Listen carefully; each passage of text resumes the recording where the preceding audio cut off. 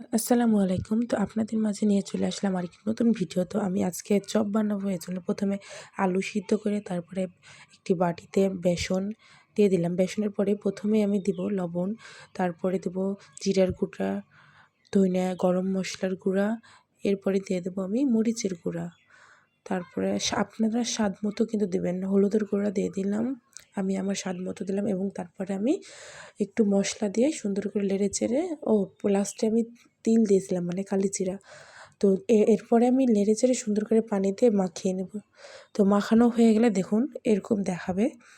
এরপরে আমি একটা প্যানে মরিচ পেঁয়াজ ভেজে নেব। যেহেতু আলু ভর্তা করব, আলু ভর্তা করার জন্য পেঁয়াজ মরিচ ভেজে এতে ময় মশলা অ্যাড করে সামান্য পরিমাণ পানি দিয়ে ওগুলা কষিয়ে তারপর আমি আলু ভর্তা দিয়ে দেবো। তো এখানে দেখুন আমি বেগুন ছোটো ছোটো করে কুচি করে রেখেছি। এরপর দেখুন আলুগুলান মাখা হয়ে গেলে আমি সুন্দর করে মশলার মধ্যে দিয়ে দেবো। দিয়ে মশলার মধ্যে সুন্দর করে কষিয়ে নেব। দেখুন আমি এখানে কষানো হয়ে গেছে, আমি একটা এক্সট্রা প্লেটে ঢেলে নেব। তো এক্সট্রা প্লেটে ঢেলে নেওয়ার পরে যেহেতু আমার সব কাজ কমপ্লিট, এখন আমি চপ বানাতে শুরু করব।